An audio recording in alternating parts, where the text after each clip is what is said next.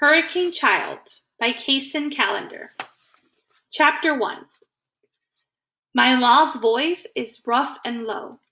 When she speaks to strangers on the telephone, they call her Sir. I guess it must be surprising to some people, the way her voice sounds, because she's so beautiful. Just about the prettiest woman you've ever seen. But I think it suits her just fine. I love the way her rough voice vibrates through the air like a beat on a drum. She sings around the house under her breath, since people say her voice is so ugly all the time. Why you wanna fly, blackbird? That's the song that's stuck in my head now. You ain't ever gonna fly. My dad's blue boat is flipped upside down in the backyard, which isn't really a yard, but a grove of dead trees and frogs that won't shut up at night.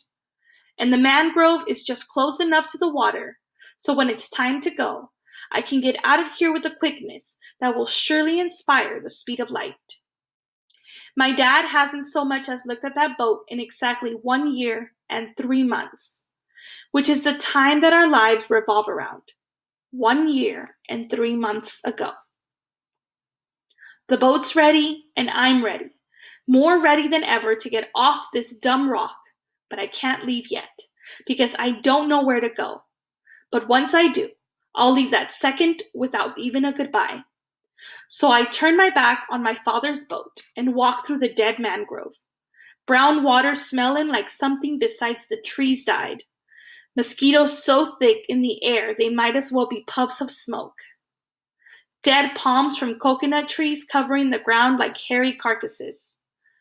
I get to the clearing, to the white road covered with dust and gravel and the signs of tire marks, to my dad's house that's right there on the edge of the sea, waiting patiently for the day a wave will come and wash it away.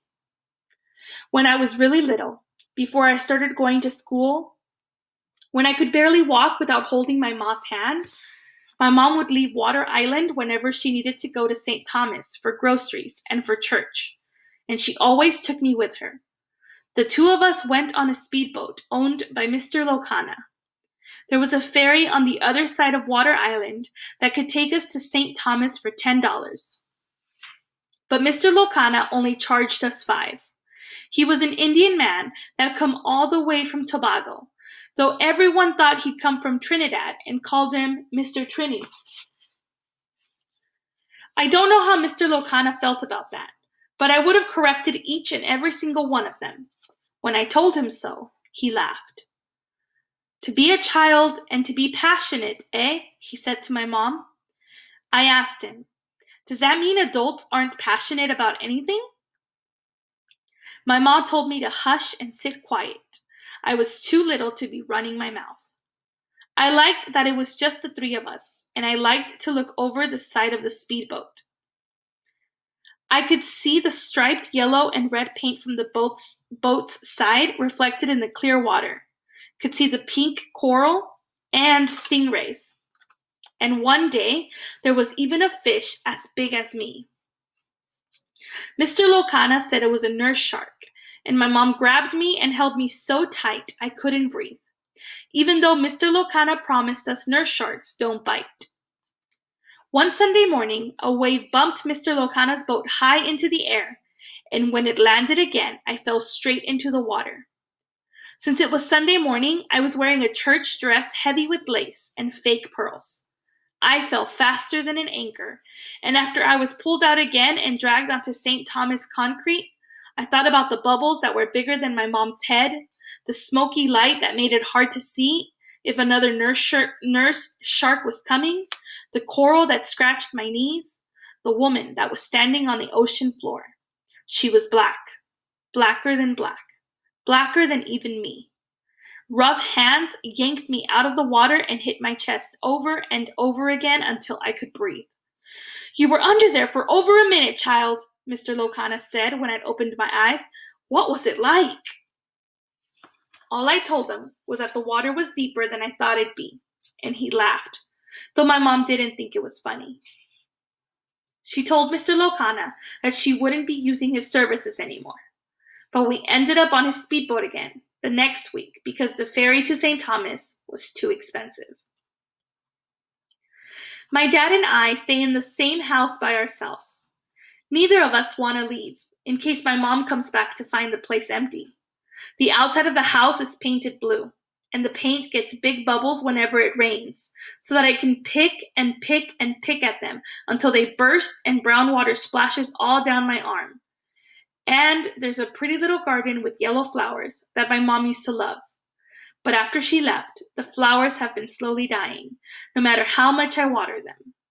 The house is nice to look at from the ocean, too. I used to look at it from my dad's little blue boat. Same one I plan on stealing to find my mother. I don't like the ocean too much after I fell out of Mr. Locana's speedboat. But with my dad, I always feel safe. He'd take me in his boat so I could see the fishes swimming in the sea. We had to be careful in that boat, though, because sometimes bigger boats carrying tourists would zoom by and almost hit us like a speedboat hitting a manatee. 1 year and 3 months ago, a little while after my mom left, my dad shook me awake and looked at me with such a smile that I thought Jesus Christ himself must have been standing on our doorstep, or that my mom had come back home. "Caroline," my dad said, "wake up, Caroline. There's something you need to see." He picked me up even though by then I was already 11 and could walk just fine. He took me outside. From his arms, I could see the glowing lights. I was scared at first because by then I'd learned in school about how slaves were sometimes dumped off slave ships before they could even make it to the island. I thought the lights were the ghost of those slaves coming for me because they were jealous that I'd been born free. My dad wasn't scared though. He said they weren't slaves at all, but were lost jellyfish. Lost because jellyfish never came to Water Island to glow like that.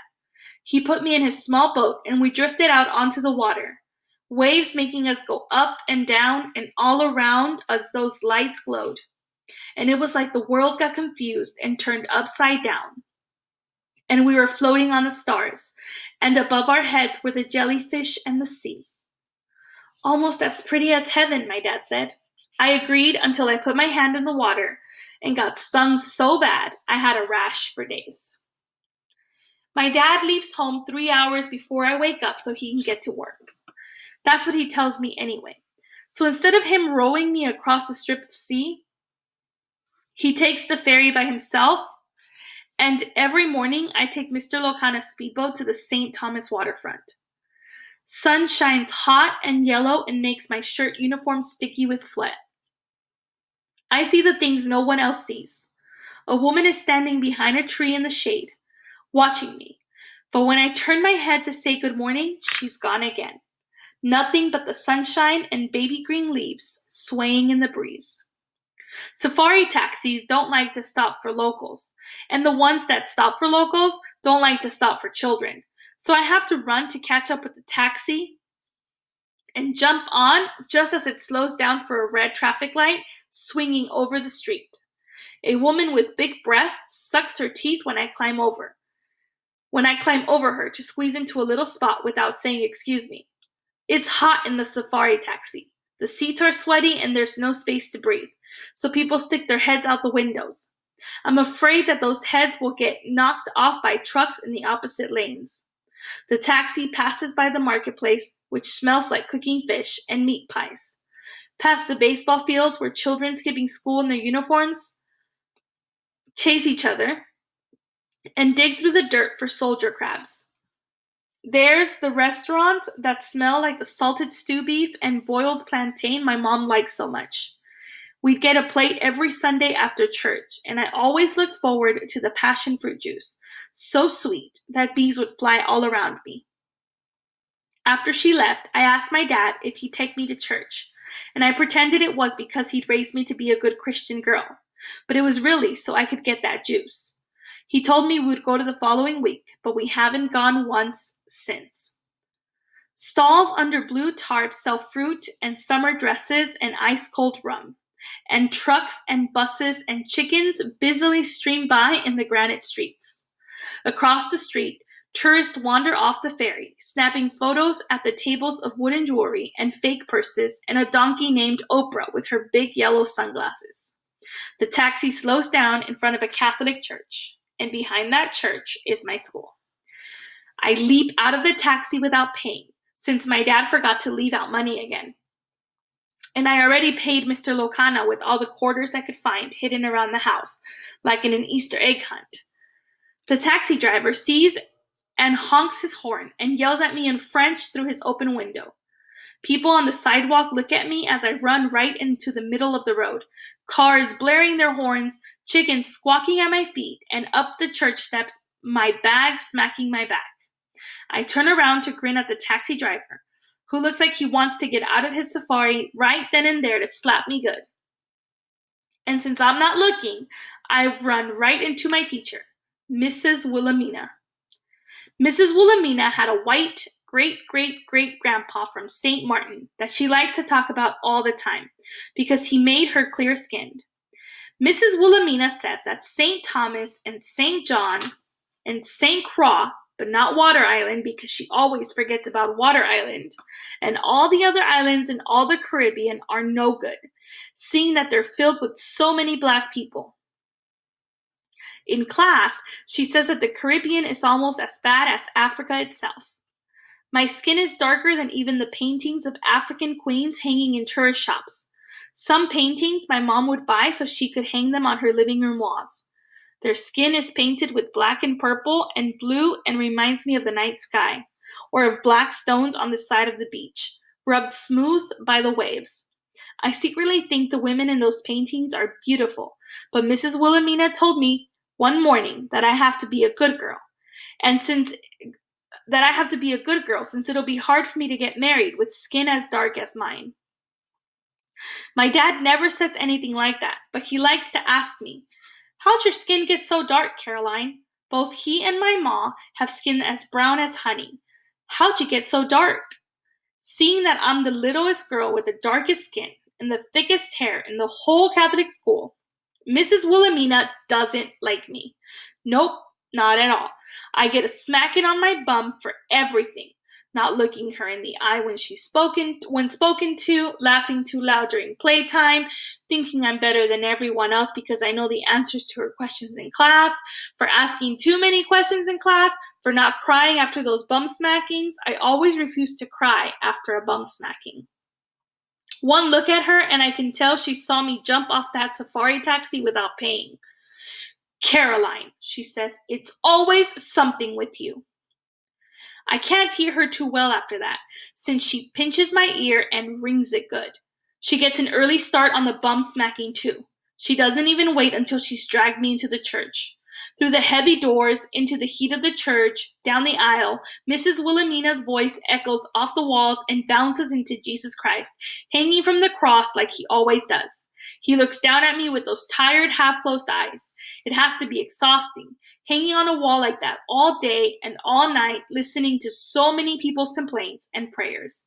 He's already going through enough, hanging on a cross, crowns of thorns on his head without having to listen to us too.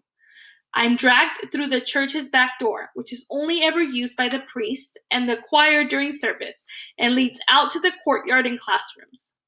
The courtyard with its benches and cracked cobblestone ground is spattered with black and white bird droppings and filled with green and white uniforms and brown legs and shiny loafers, running and screaming and pushing and jumping. There isn't enough room for all of us, so every morning before class we push each other to make enough room. But when Mrs. Wilhelmina comes, my ear in her hand, the other hand whizzing through the air and landing on my behind, the crowd stops its pushing and parts right down the middle, like how my mom used to part my hair to give me two big braids that poked out the sides of my head. Mrs. Wilhelmina yanks me into our classroom of cinder blocks with ceiling fans pushing hot air around in circles. "Always something with you," she says again. The doorway she comes through fills with faces and eyes and open mouths. They're funny, pushing one another to see through the door like that, so I laugh. "You think this is a joke?" Mrs. Wilhelmina asks. "Yes," I say. The kids at the door gasp too loudly. Mrs. Wilhelmina whips around and sees them there. They scramble away. She turns back to me. "You don't want to go to this school anymore," she says. "That's what it is? You want to be kicked out of this school?" I agree. I do. You think you're smart, she says, her hand raised again, but I duck. Smarter than you, I say, and Mrs. Wilhelmina chases me out the classroom and into the courtyard where she gives me a walloping right there, right in front of everyone to see until the school bell rings and another teacher yells at her to stop before she kills me dead. Mrs. Wilhelmina is sweating from the effort. She wipes her brow and huffs and puffs. Go home, she says, and don't come back to this school. You hear me? This is just fine by me. I do nothing but wander and wander and wander while a little girl no one else can see follows me, skipping along the road. And when I get home long after the sun's gone down, my dad sits on the sofa looking as tired as the Jesus Christ that hangs on the church wall. He tells me he just got off the phone with my principal, who will let me come back to school tomorrow, as if this is something that should make me grateful. Did you hear me, Caroline? He says. You can go back to school tomorrow. I don't speak.